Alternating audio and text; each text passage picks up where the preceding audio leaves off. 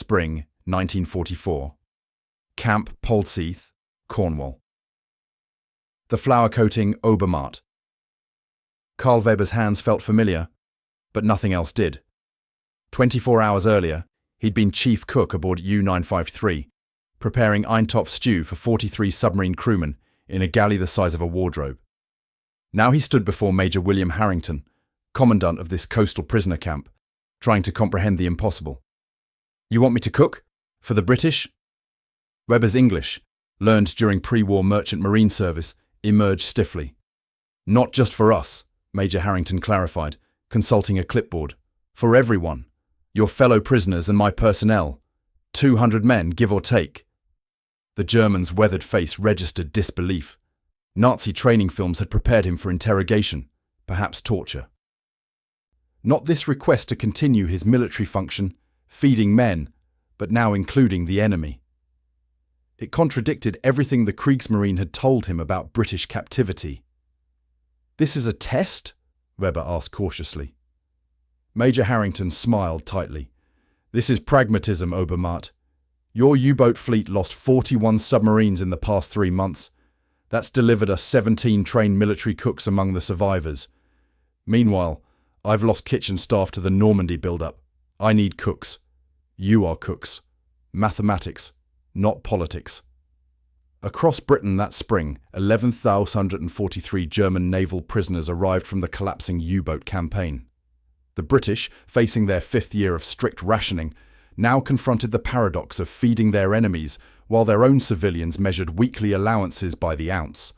1 egg, 2 ounces of butter, 4 ounces of bacon, 8 ounces of sugar. The average British civilian subsisted on approximately 3,000 calories daily.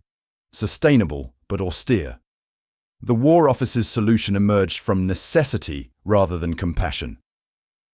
Maintain the German military kitchen hierarchy within the camps, placing captured cooks in charge of feeding both populations. The approach saved British military personnel for combat roles, while employing prisoners according to Geneva Convention guidelines. For Weber, the proposition seemed suspicious. Reich propaganda had described British prison camps as places of deliberate starvation. Yet here stood a British officer, offering him a familiar role with apparent authority over food preparation. Surely this concealed some psychological warfare strategy. Weber's hesitation stemmed from more than suspicion. In the Kriegsmarine, cooks held near-sacred status among submariners. On patrol, when depth-charge seamen couldn't shower for weeks, when oxygen thinned and nerves frayed, the cook's ability to produce recognizable, comforting meals from dwindling supplies maintained morale. That responsibility to his comrades Weber understood. But cooking for British guards? Men who had hunted his submarine, dropping the acoustic torpedoes that killed 21 of his crewmates when U-953 surfaced, disabled and surrendering. "Your kitchen colleagues arrive tomorrow," Major Harrington continued, seemingly untroubled by Weber's silence. "You'll have access to standard military provisions, plus harvest from the camp garden. Ration allowances are identical for prisoners and personnel, 3,400 calories daily per man." The calorie figure caught Weber's attention. That exceeded standard Kriegsmarine rations by nearly 400 calories, approaching peacetime civilian consumption in Germany. Either the British were surprisingly generous, or this was elaborately staged misinformation. "If I refuse," Weber asked, testing boundaries. "Then you join general prisoner population while another cook takes charge," Harrington replied matter-of-factly. "But I'm told you're the senior culinary petty officer among recent arrivals. Your Kapitänleutnant suggested you specifically." That revelation shifted Weber's calculation. His commanding officer, now held separately, had maintained chain of command even in captivity, designating him for this role. Military duty hadn't ended with capture. Behind Major Harrington, through the administration hut window, Weber observed the camp's geometric precision. Rectangular barracks, gravel pathways, vegetable gardens in disciplined rows. Nothing matched Goebbels' descriptions of chaotic British desperation. If anything, the camp's orderliness felt disturbingly familiar. German in its efficiency, despite being staffed by the supposedly decadent English. The kitchen facilities, Weber asked, decision forming. Former resort hotel kitchen. Requisition 1940. Industrial equipment, 6 burners, 2 ovens, cold storage. Better than his submarine galley. Better than many Kriegsmarine shore kitchens. Weber's professional interest cautiously awakened. In that moment, watching the German cook's expression shift from suspicion toward cautious engagement, Major Harrington glimpsed success. The experiment, for that's how the War Office classified this approach in confidential communications, hinged on this psychological inflection point where professional identity outweighed national animosity. "You'll inspect the facilities this afternoon," Harrington concluded. "First meal tomorrow, breakfast, 0600 hours. Questions?" Weber straightened instinctively. "Daily menu planning authority. Yours within rationing constraints. Both populations receive identical meals." Weber nodded once. Decision made. "I will require kitchen whites for my men. Proper uniforms." "Already ordered." The German cook's eyes narrowed slightly. The British had expected his acceptance. That suggested either confidence or manipulation. He would discover which soon enough. What Weber couldn't know, as he followed a guard toward the camp kitchen that spring afternoon, was that he had become part of Britain's most unorthodox prisoner management program. From necessity born of dwindling resources, the War Office had stumbled upon a psychological insight. Men who prepared food for others rarely remained enemies for long. The shared vulnerability of eating another's cooking created connections that propaganda couldn't sever. Over the coming months, this pragmatic decision, born of wartime expediency rather than humanitarian design, would produce results that would astonish military psychologists, camp administrators, and the cooks themselves. What began with suspicion on both sides would evolve into something none could have predicted when they first faced each other across the flour-dusted table of that commandeered Cornish hotel kitchen in the tense spring of 1944. The first morning revealed cultural battle lines drawn in butter and flour. As British guards filed through the serving line, they confronted grease spry, semolina porridge, rather than their expected bacon and eggs. Weber and his 4 German assistants stood watchful behind steaming pots, wooden spoons held like ceremonial staffs. The British hesitated before this unfamiliar breakfast, suspicion evident as they prodded pale, creamy mounds on institutional metal trays. "It's just porridge, lads," Sergeant Mills, the mess supervisor, announced with forced joviality. Continental style. German and British culinary traditions, separated by merely 20 miles of channel water, had evolved into profoundly different systems. The British military kitchen operated on a 14-day rotation of predictable, hearty meals: roasts, stews, pies and puddings, with tea accompanying every offering. German military cuisine, particularly naval, emphasized efficiency, preservation, and maximum nutritional density.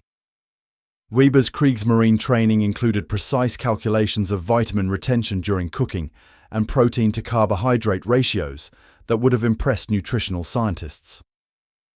By midday, Weber observed the British soldiers approaching lunch with visible apprehension. He had prepared Eintopf, traditional German Navy stew, containing turnips, potatoes, barley, and small portions of salted pork. The recipe stretched 18 pounds of meat to feed 200 men, each receiving approximately 1.4 ounces of protein, supplemented by 6.2 ounces of vegetables and grains. "Smells good enough," one corporal admitted reluctantly, accepting his portion.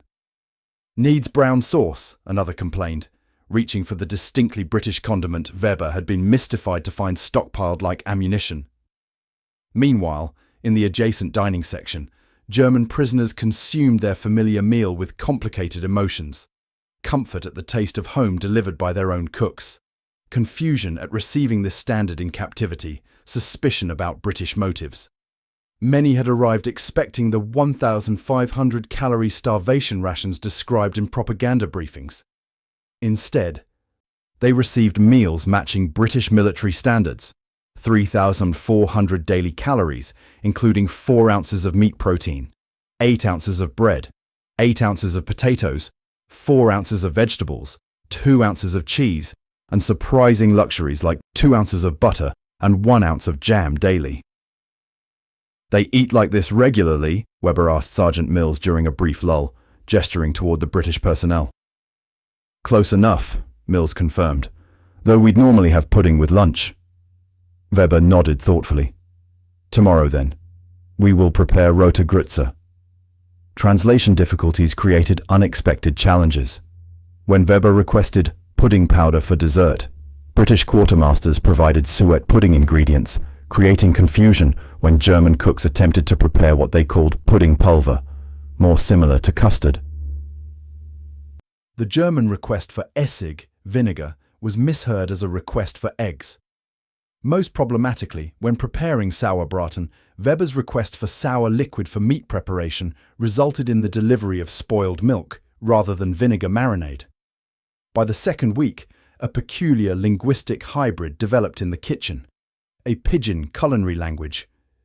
British storekeepers learned German food terminology, while Weber's team acquired English equivalents. Mehl became flour, Kartoffeln became potatoes. Recipe instructions posted in the kitchen appeared in both languages, creating a visual representation of cultures cautiously converging. Cultural assumptions embedded in food preparation emerged with unexpected poignancy. British cooks wasted nothing, the legacy of years of rationing.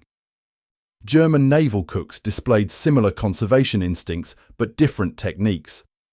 Where British kitchens extended meat with breadcrumbs, German cooks used complex spicing and longer cooking methods to compensate for protein scarcity. British cooks preferred high temperature, shorter cooking duration. Germans maintained lower temperatures with extended cooking times. Each approach reflected national character, British practicality versus German thoroughness. The camp administration, initially viewing the arrangement as mere logistical convenience, began documenting the experiment with increasing interest. Captain Lawrence Ainslie, a military physician attached to the camp, commenced weekly health assessments of both populations, recording weight fluctuations, energy levels, and general well-being. His preliminary notations reflected surprise. German cooking methods appear to extract maximum satisfaction from minimal ingredients. Prisoner morale noticeably improved through food familiarity. British personnel initially resistant but increasingly receptive. By June 1944, as Allied forces secured Normandy beachheads across the Channel, Camp Polzeath established an unexpected beachhead of its own, a fragile zone of cultural exchange constructed of flour, fat, and fire. The kitchen's neutral territory allowed interactions impossible elsewhere in the camp. German cooks demonstrated proper potato dumpling technique. British mess staff taught pudding preparation. Professional respect cautiously developed across national boundaries. "Your bread," Weber acknowledged one evening, examining a British baker's loaf, "has superior crust structure." The British baker, Private Jenkins, nodded appreciatively. "Your potato dumplings. Never would have thought to use stale bread inside. Clever, that." Most remarkable was the transformation of meals from mechanical necessity to cultural communication. When British soldiers returned from patrol duty soaked by Cornish rain, they found German cooks had prepared thick pea soup with smoked meat, reminiscent of both German Erbsensuppe and British peas pudding, familiar enough to comfort, yet different enough to intrigue. This culinary diplomacy, unplanned and unofficial, achieved what no policy directive could have engineered. In London, as reports of the kitchen experiment circulated through the War Office, officials recognised unexpected benefits beyond simple resource efficiency. The arrangement that had begun as stopgap necessity was developing into something more profound. A case study in human connection formed through the most fundamental shared experience, the need to eat, and the gratitude that arises when that need is satisfied with care rather than mere sustenance. By July 1944, what began as Camp Polzeath's practical solution had attracted official attention. Dr. Magnus Pike, scientific advisor to the Ministry of Food, arrived unannounced one Tuesday morning, clipboard in hand, spectacles balanced precisely on his narrow nose. He moved methodically through the kitchen, measuring portion sizes, examining preparation methods, and interviewing both German cooks and British recipients. "Fascinating," he muttered repeatedly, documenting Weber's technique for extending meat rations through strategic combination with root vegetables.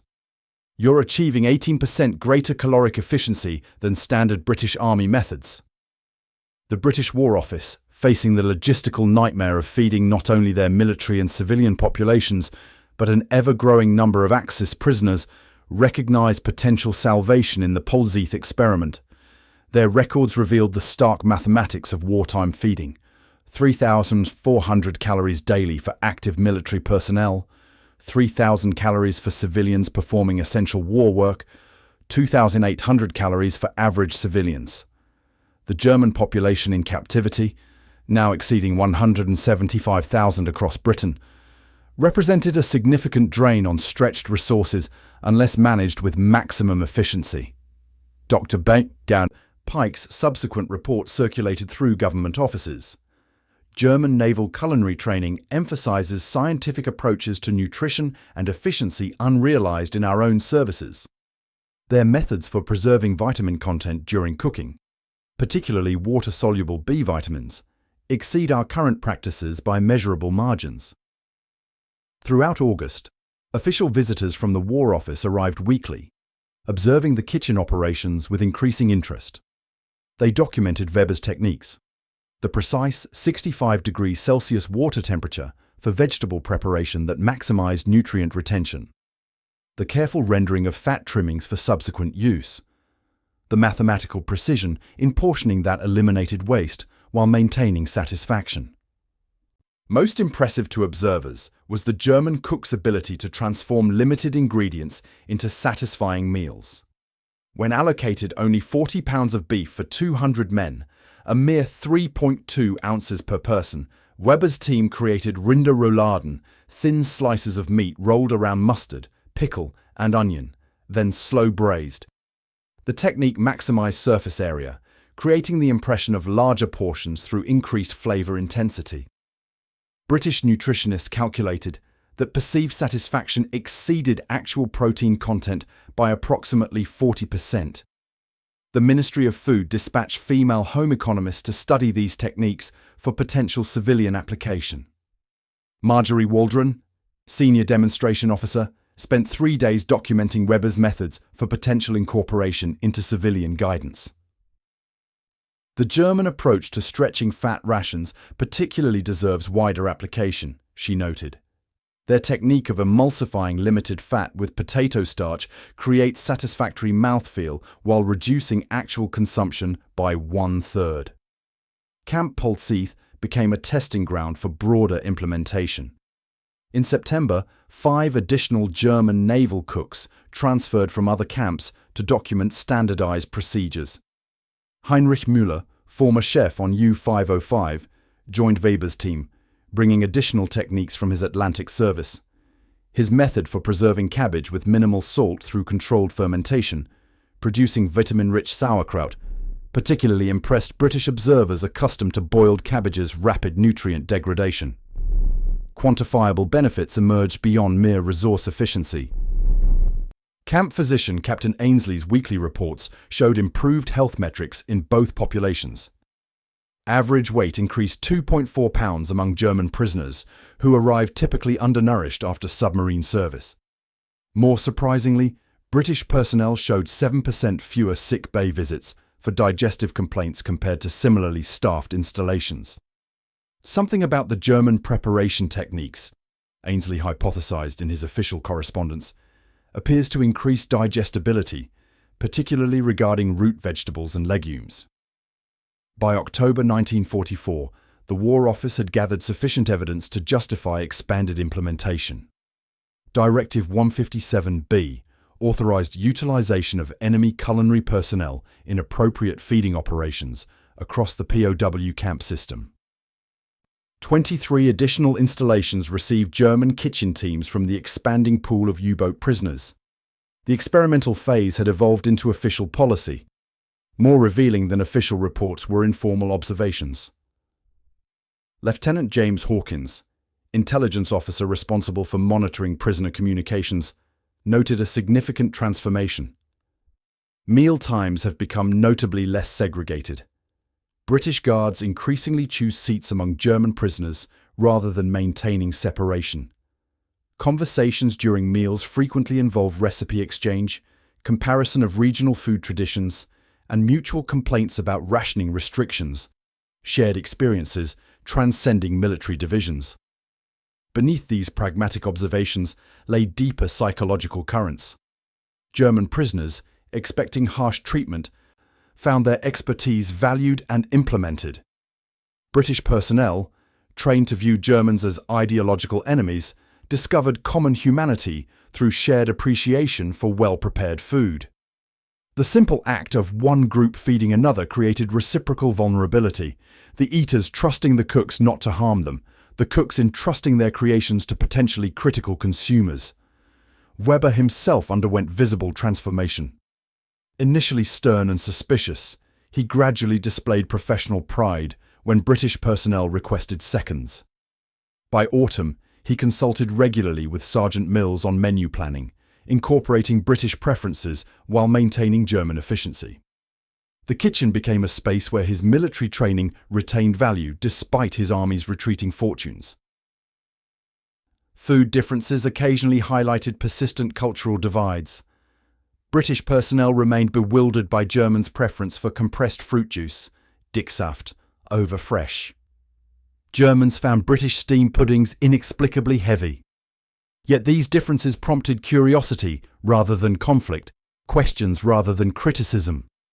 Most tellingly, when war news arrived, Allied advances, German retreats, the kitchen maintained its fragile neutrality. Politics remained outside its doors by unspoken agreement. Inside, only the mathematics of feeding humans mattered. Calories required, nutrients provided, satisfaction achieved with available resources. As 1944's darkening autumn brought news of Allied advances across Europe, Camp Polzeath's kitchen demonstrated an unexpected truth. Human connections formed through shared meals proved surprisingly resilient against the divisive forces of war. The German cooks who had begun their British captivity in suspicion now moved confidently through their domain, professional identity gradually overshadowing national allegiance, their expertise building bridges that political ideologies had failed to destroy. November brought bitter Atlantic winds that rattled the kitchen windows at Camp Polzeath. Inside, Karl Weber stood shoulder to shoulder with Corporal Frederick Jenkins, demonstrating the proper technique for kneading stolen dough. Their breath formed visible clouds in the cold morning air as they worked. "You must feel it change beneath your hands," Weber explained, pressing his palms into the spiced dough. "There is a moment when it transforms, becomes alive." Jenkins nodded, his hands mimicking the German cook's movements. 6 months earlier, such collaboration would have seemed impossible. Jenkins had lost his brother at Dunkirk. Yet here he stood, learning Christmas bread preparation from a man who had worn the enemy's uniform. The kitchen staff had evolved from segregated German and British units into integrated teams. Necessity had initiated this arrangement. 2 British cooks transferred to Normandy support operations were replaced by prisoners with kitchen experience. Weber initially assigned these mixed teams to separate stations, minimizing interaction. But efficiency demanded communication, and communication bred familiarity. "Pass the nutmeg, yeah?" Heinrich Müller called to British Private Wilson, who tossed the small spice tin across the kitchen without hesitation. Daily shared labour had transformed suspicion into professional respect. When German cook Franz Schulz demonstrated his technique for preparing Kohlrouladen, cabbage leaves wrapped around minimal meat portions, the British staff initially watched skeptically. When the resulting dish stretched 12 pounds of ground meat to feed 200 men satisfyingly, skepticism transformed into admiration. British cooks subsequently incorporated the technique with their own ingredients, creating a hybrid dish that soldiers from both nations requested repeatedly. The psychological transformation extended beyond culinary techniques. Weber, who had arrived at Camp Polzeath rigidly maintaining military bearing, gradually displayed his pre-war personality. He had been a hotel chef in Hamburg before conscription, specializing in pastry. This civilian identity resurfaced as he taught British kitchen assistants to create acceptable pastries using limited fat rations. His demonstrations drew off-duty spectators from both populations. Most significantly, letters home from German prisoners increasingly mentioned kitchen duties with surprising pride. Military censors documented this shift, noting that early correspondence had described cooking assignments as servitude. By November, these same prisoners wrote about mastering challenging preparations under difficult circumstances and receiving appreciation from both compatriots and captors. "Today I taught an Englishman to make proper bread," wrote one German baker to his family. He had never considered using potatoes in dough. They waste so much yet know so little about proper cooking. Still, they are eager to learn. British intelligence officers initially flagged such comments for potential propaganda value, then recognized them as evidence of something more valuable: genuine psychological integration. Prisoners involved in feeding operations showed measurably lower rates of escape attempts, rules violations, and depressive behaviors compared to general population prisoners. The approaching Christmas season presented both opportunity and challenge. Camp Commander Harrington summoned Weber to discuss holiday meal preparations in late November. "Your men expect certain traditions," Harrington acknowledged. "As do mine. Limited supplies must satisfy both." Weber considered carefully. "Christmas requires proper ceremony. In Germany, in England, the meaning is the same, yeah?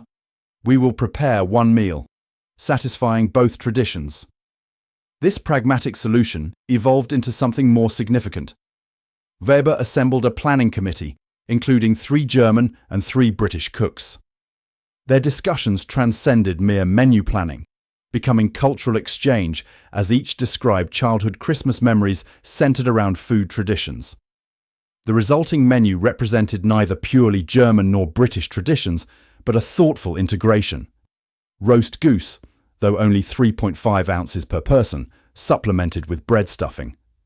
Potato dumplings and roast potatoes together. Both German red cabbage and British Brussels sprouts. Christmas pudding alongside Lebkuchen. Most revealing was the kitchen atmosphere during preparation. The rigid separation of previous months had dissolved into collaborative teamwork.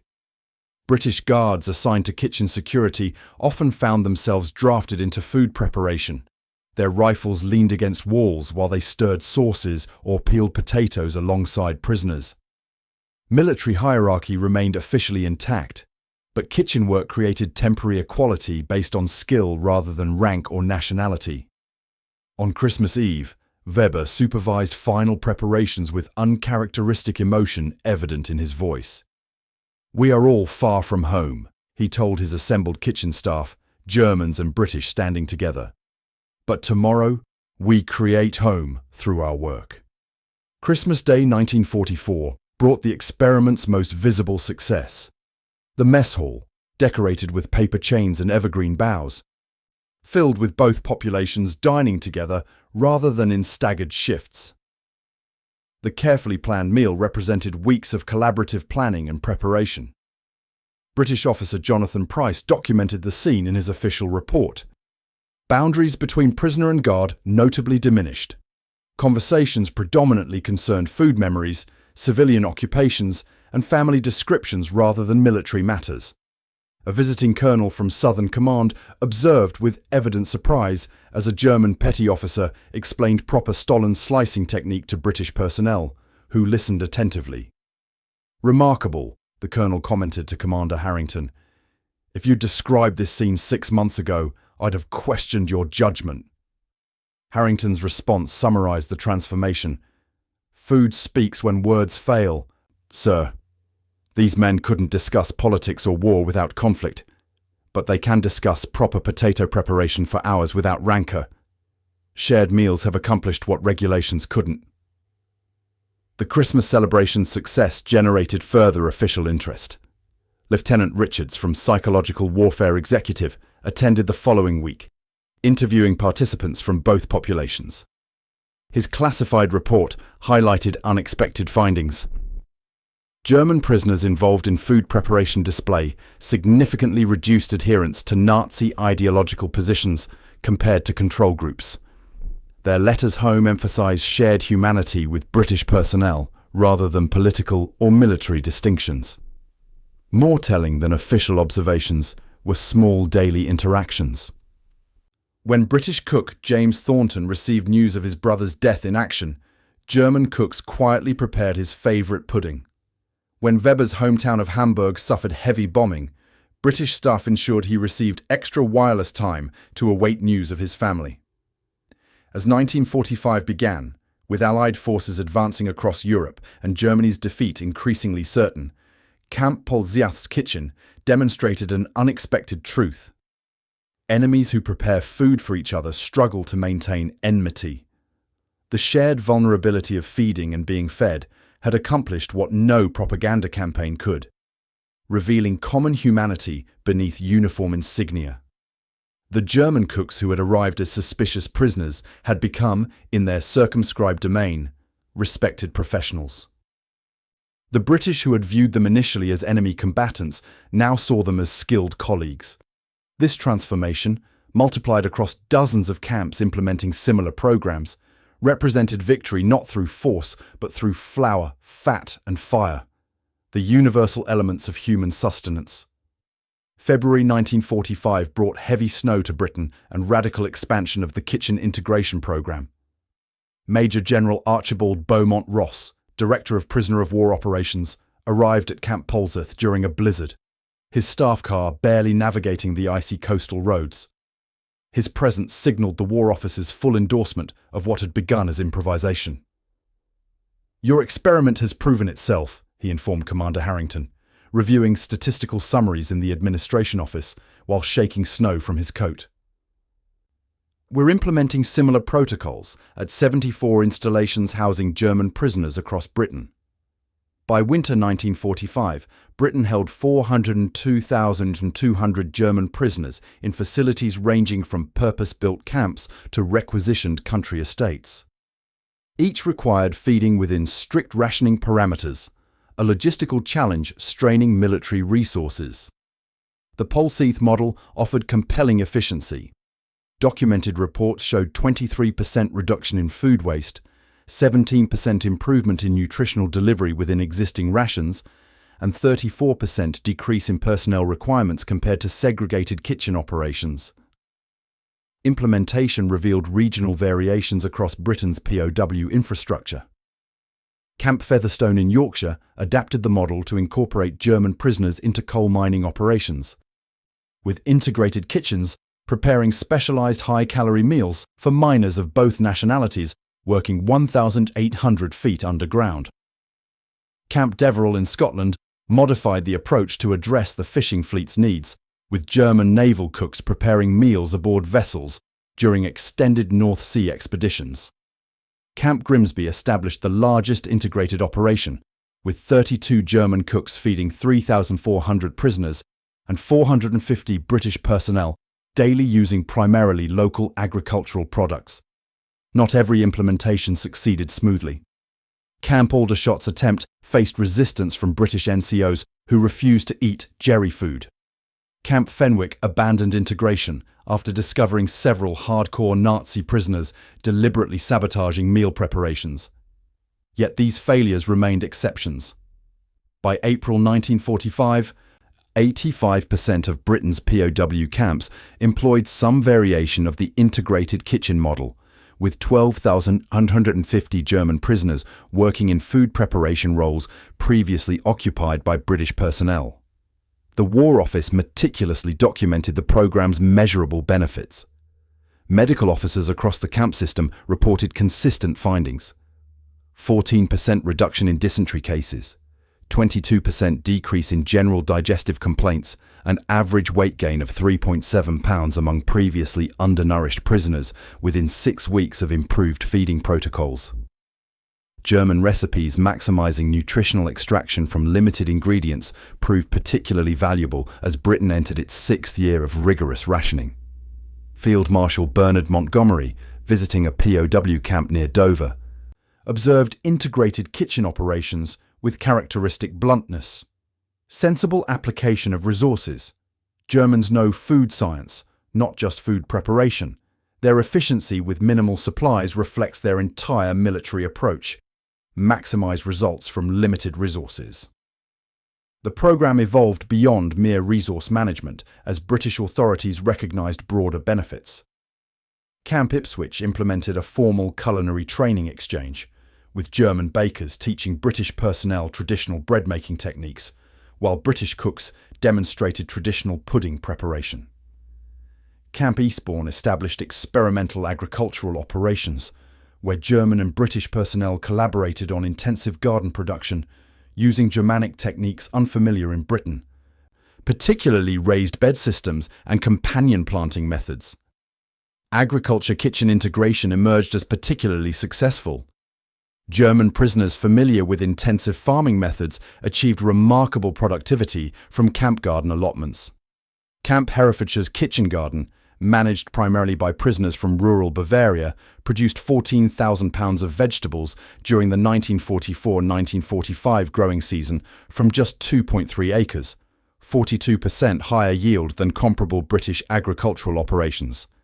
These vegetables went directly to camp kitchens, where German cooks applied preservation techniques that extended seasonal produce availability, sauerkraut production, root cellaring, and drying methods rarely employed in British cuisine.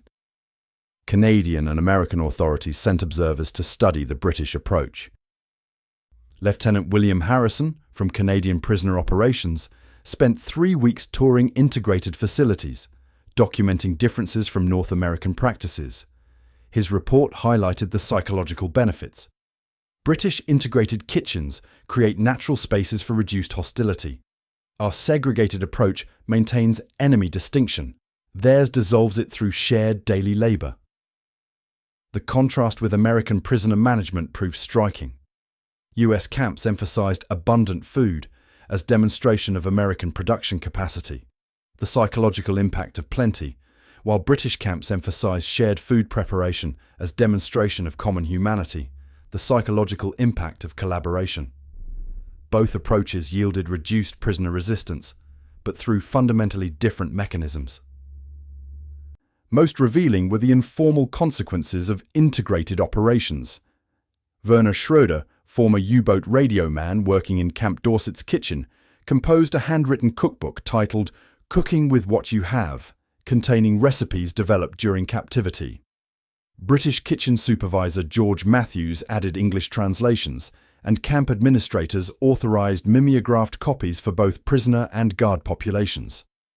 By May 1945, this unauthorized publication circulated through 12 POW camps, providing practical guidance for maximizing limited ingredients through German techniques adapted to British conditions. Camp Polzeath, the program's birthplace, remained its most successful implementation. Karl Weber, now effectively head chef rather than prisoner cook, had developed collaborative menu planning that incorporated both culinary traditions. His kitchen produced bubble and squeak with German spicing, Yorkshire pudding using potato starch extension techniques, and hybrid desserts combining British treacle with German pastry methods. These innovations stretched strictly limited ingredients while maintaining morale-sustaining variety and flavour. Weber maintained his professional standards despite dwindling supplies as the war entered its final months. When butter rations decreased to 1.5 ounces per person weekly, he implemented Austrian techniques using whipped potatoes to create acceptable pastry with minimal fat. When meat allocations dropped to 18 ounces weekly per person, he adapted North German Maritimes recipes designed for protein scarcity. Each adaptation preserved dignity within deprivation. British authorities recognized that something profound had developed beyond resource efficiency. As Colonel James Wilberforce noted after inspecting 6 integrated camp kitchens, "We've accidentally discovered that enemies who prepare food together have difficulty maintaining hatred. The simple act of feeding one another has accomplished what no re-education program could have achieved. As May 1945 brought Germany's surrender, the integrated kitchen program faced its greatest test. Could collaboration survive victory? The answer emerged in unexpected moments. German cooks preparing special meals to celebrate Allied triumph, British personnel ensuring their prisoner colleagues received news about their families as communication lines reopened with defeated Germany. The daily rhythm of shared food preparation continued despite the war's conclusion, suggesting connections formed through breaking bread together possessed surprising durability. Summer 1946, Manchester, England. Karl Weber adjusted his civilian tie in the restaurant kitchen's small mirror. 18 months after leaving Camp Polzeath, he now supervised the Midland Hotel's bustling culinary operations. The irony wasn't lost on him. The former U-boat cook now prepared meals for British businessmen, many still wearing their military uniforms when not in civilian attire. "Chef, the lunch service begins in 15 minutes, his sous chef reminded him. The young Englishman had served as Weber's assistant at Polzeath before both men received their respective discharges. The war's end had confronted Britain with unprecedented questions about its German prisoners. With 402 captives still in Britain by VE Day, repatriation presented logistical challenges amid Europe's devastation. The War Office implemented a graduated release program with Priority C prisoners, those deemed valuable to reconstruction and lacking Nazi affiliations, permitted to remain in Britain temporarily as civilian workers. Among this group, 3,114 German camp cooks received employment authorization through an experimental Ministry of Labour program. Their skills addressed Britain's critical hospitality staffing shortages while providing a transitional period before returning to an uncertain Germany. These former prisoners, now civilian employees, brought with them techniques and recipes developed during their captivity. The program's most comprehensive assessment came through Oxford University's Wartime Social Survey, which interviewed 241 former POW cooks and 189 British personnel from integrated kitchens between 1947 and 1949. Their findings revealed lasting impacts. 84% of German respondents reported significant positive changes in their perception of British culture through kitchen collaboration. More surprisingly, 76% of British respondents described permanent changes to their cooking practices based on German techniques learned during the war. Friedrich Müller, formerly at Camp Grimsby, opened Bremen's first fish and chips shop in 1948 after returning to Germany. Wilhelm Kessner, who had supervised Camp Eastbourne's bakery operations, established a commercial bakery in Hamburg featuring British-influenced breads alongside traditional German varieties. His specialty, a hybrid Schwarzbrot incorporating elements of British malt loaf, became locally famous, enjoyed by British occupation forces and German civilians alike. The culinary integration's most enduring legacy emerged in post-war British institutional cooking. The National Health Service, established in 1948, incorporated efficiency techniques pioneered in POW camps. Hospital kitchens across Britain implemented German-inspired methods for nutrient preservation and portion control. School meal programs, expanded under the 1944 Education Act, adopted similar approaches, particularly regarding vegetable preparation techniques that maintained nutritional value while minimizing waste. The Women's Voluntary Service, responsible for community feeding operations during post-war rationing, published Economy Cooking: Lessons from Wartime Experience in 1949. This influential manual included numerous techniques developed through POW camp collaboration, from potato extended pastry to creative use of dried ingredients. Though not explicitly crediting German sources for political reasons, the manual acknowledged methods developed through cross-cultural kitchen operations during wartime. Most poignantly, personal relationships forged through shared kitchen work endured beyond captivity. Hans Schmidt, former Camp Featherstone cook, exchanged Christmas cards with British kitchen supervisor Thomas Wilson for 37 years. Their annual correspondence, preserved in the Imperial War Museum archives, documents both men's family developments, professional achievements, and reflections on their unlikely friendship formed through wartime cooking. "I still make the Christmas pudding according to your instructions," Schmidt wrote in 1962. "My grandchildren believe it is traditional German dessert." In 1972, Radio 4 broadcast Kitchen Reconciliation, interviewing 5 British-German pairs who had worked together in camp kitchens. The most memorable exchange came from former adversaries who had become restaurant partners in Coventry. "I tried to sink his ships," the former German naval cook admitted. "And I tried to bomb his hometown," the British ex-RAF man replied. "But we both make excellent Yorkshire pudding now," they concluded together. The statistical summary tells a compelling story. Of the 3,714 German cooks granted temporary employment in Britain, 1,243 eventually received permanent residency. Among these, 72% remained in food-related occupations. Their integration into Britain's culinary landscape coincided with the gradual improvement in British institutional cooking during the 1950s and 1960s. While British home cooking maintained its traditional characteristics, professional kitchens increasingly incorporated continental techniques introduced by these former prisoners. Weber himself exemplified this legacy. After 3 years at the Midland Hotel, he opened his own establishment in Birmingham, a restaurant offering Anglo-German cuisine that became renowned for its Sunday roasts incorporating German preparation methods. His published cookbook, From Prisoner to Chef, Culinary Lessons from Both Sides, sold 28,000 copies between 1954 and 1962.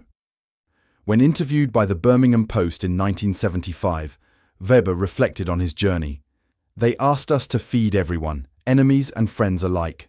This simple request accomplished what no peace treaty could. When you prepare food for someone, you cannot remain enemies. When you eat food someone prepares, you acknowledge human connection." The British understood this, perhaps without realizing its power. The Culinary Institute of Great Britain posthumously honoured Weber in 1988, recognizing his contributions to British professional cooking. The citation acknowledged how techniques introduced through the Prisoner Cook program had quietly revolutionized institutional food preparation across Britain, particularly regarding resource efficiency and nutritional preservation, valuable lessons during post-war austerity. Historians now recognize the integrated kitchen program as among Britain's most successful prisoner management initiatives.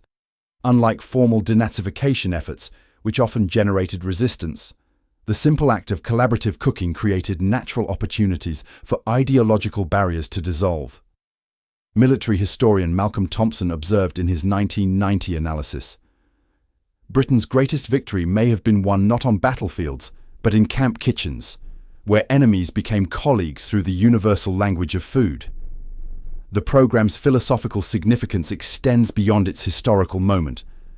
Professor Elizabeth Harrison of Cambridge University's Conflict Resolution Department noted, "The POW kitchen integration demonstrates how shared practical activities accomplish reconciliation more effectively than formal dialogue.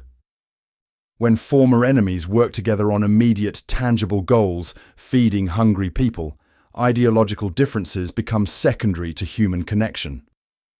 Former Camp Polzeath, now converted to holiday accommodations, includes a small museum documenting its wartime role. The kitchen remains largely unchanged, with original equipment still in place. Visitors can view the handwritten recipe cards, some in German, some in English, many in both, that facilitated communication between enemies becoming colleagues. The most moving exhibit features paired photographs, German and British kitchen staff standing stiffly separate in early 1944, then the same men working comfortably together by Christmas. No policy document or peace treaty appears beside these images, none is necessary. The transformation speaks for itself. A reminder that reconciliation often begins not with grand diplomatic gestures, but with the simple act of preparing food for others. This unlikely experiment, born of wartime necessity rather than humanitarian design, reveals an enduring truth. When former enemies break bread together, especially bread they have collectively prepared, the foundations for lasting peace are laid one meal at a time.